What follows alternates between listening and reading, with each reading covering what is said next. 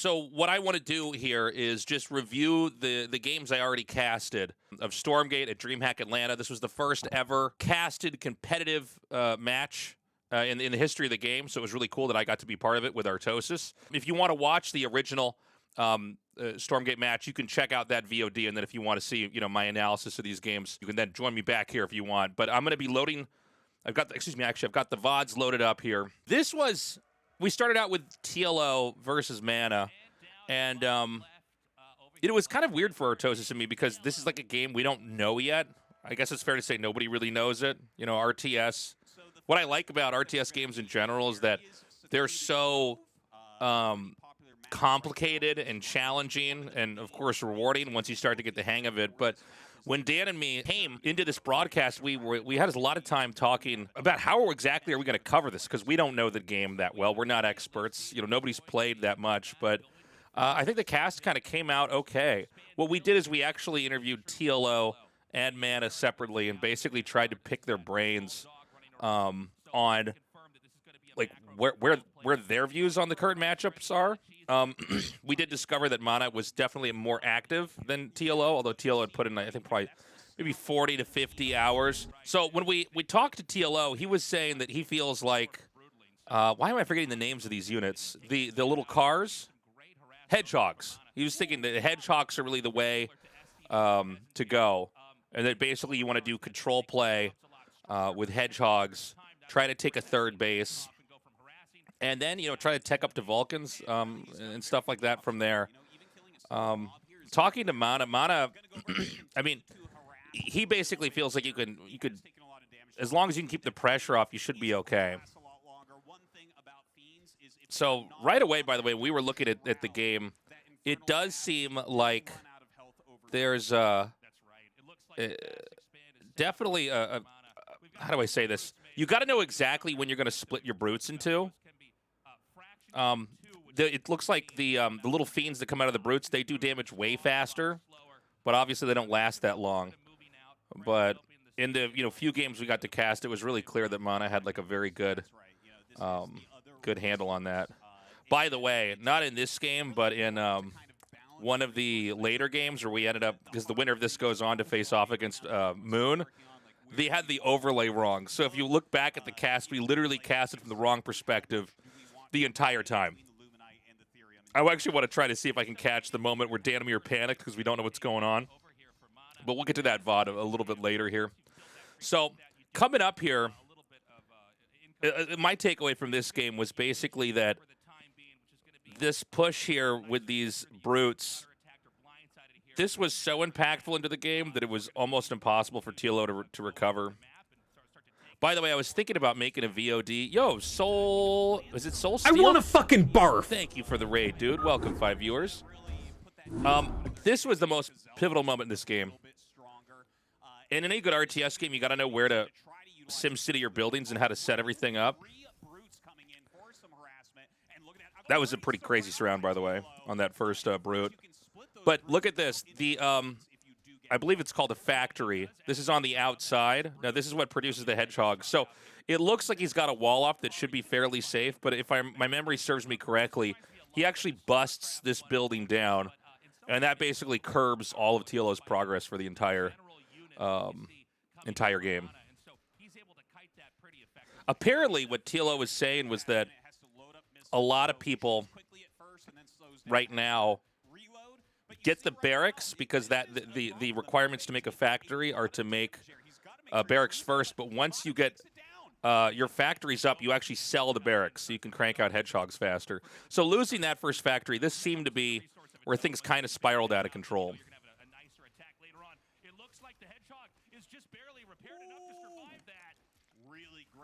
By the way, I hate listening to my own casts. I hate how I sound. I don't like looking at myself if I'm on camera.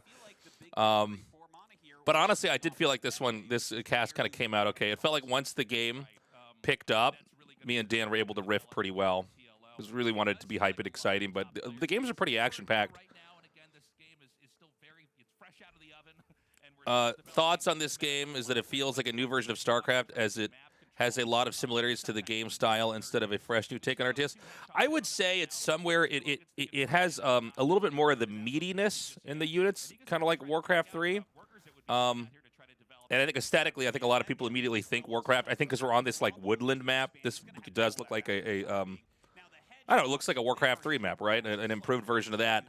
But I do feel like the growth and the pacing is a little bit more like StarCraft 1.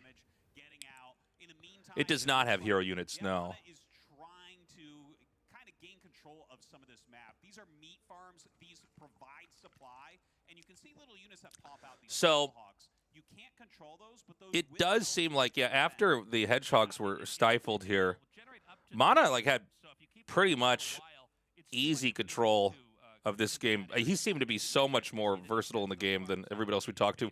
We did want to sit down with Moon and pick his brain, but we weren't able to nail him down.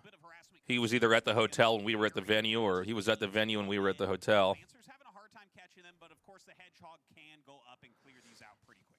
So yeah, currently, if you watch the hedgehogs here, these seem like vultures that are just very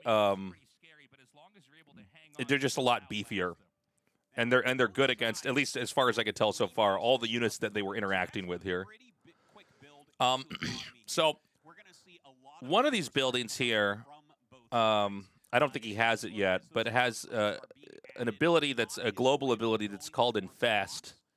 I can't remember if this became a factor in the games that we casted, but if you infest any group of units, if those units are killed, they will hatch out 2 fiends.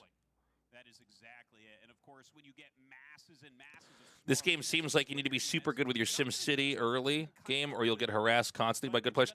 Yeah, but you know, honestly, man, that's kind of true for every RTS game once you start to get good at it. I mean, Warcraft 3 SimCities have to be perfect. StarCraft 2 is like this.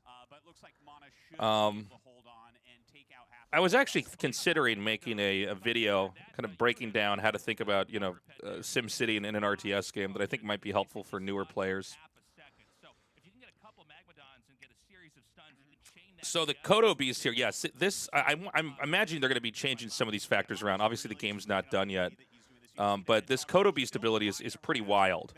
If you can actually tag into them, you can see he's able to micro it back here. So this is what TLO basically wanted to get up to doing.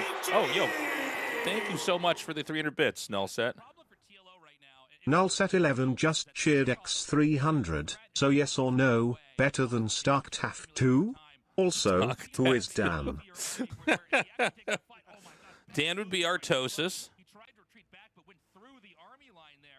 But you can see that because of that factory that was killed off earlier, Mana's like too big already here. He's like just, it's out of control.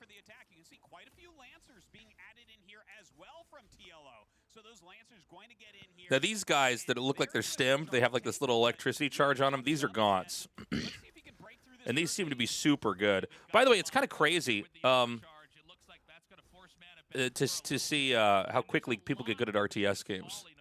Does it seem strange that a RTS under development has a pro scene? I don't understand what you mean by a pro scene. I mean, these are just pro gamers invited to try and play the game on stage here.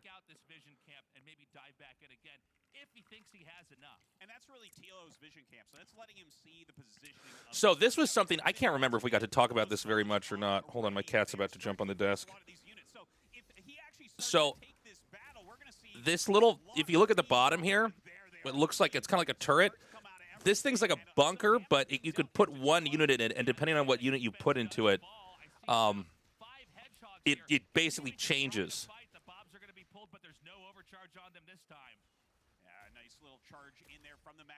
And it seems like the best unit to put in that is probably the EXO.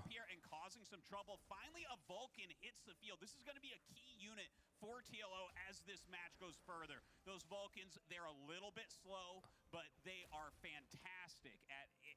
I wonder what it plays like with ramps. That's actually a good question. You know, some of these maps they had, you know, some of the entrances are bigger than others, but it, you know, I mean, that is kind of a thing with RTS, right? If you can make all sorts of maps, and Those can completely change the way the game is played. In fact, if you look back at the original StarCraft 1, the maps that kind of came with the game were not viable for competitive play at all. And then, oh yeah, there is ramps in this map. You're right. Does anyone know what the unit selection count is for Stormgate? Do you mean the supply? This is a question on YouTube, by the way, not Twitch. Do you mean supply, or do you mean like how many units you can grab at once in a control group? But yeah, if you look at the old StarCraft 1 maps, they were actually not, I mean, not that Blizzard even knew that the game was going to be competitive at the time, but they weren't, you know, good for competitive play. And it's actually true for StarCraft 2 as well. A lot of the early maps didn't quite have it. So this is that stun ability I was talking about earlier on the Kodo Beast. So you're at Scott is asking in YouTube, how many can you grab? I think you can grab as many as you want. I think it's the same in StarCraft 2, right?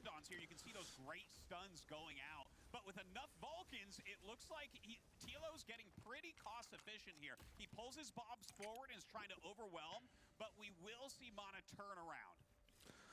By the way, at this point in time, I think Mana's too far gone. If you look at the center on this map, just like a lot of Blizzard game maps, there's like basically two gold. What is it called? Why am I forgetting the resources? Luminite. Resource nodes in the middle of the map that you can mine from. So from here, it just feels like it's unwinnable for TLO. Very good fight here. You got to be careful. You see a ton of imps spawning right now as he infests the units of TLO. How do I feel about the micro potential of unlimited versus limited selection? So, I mean, this is a debate that's gone on, I think, since StarCraft 1 came out.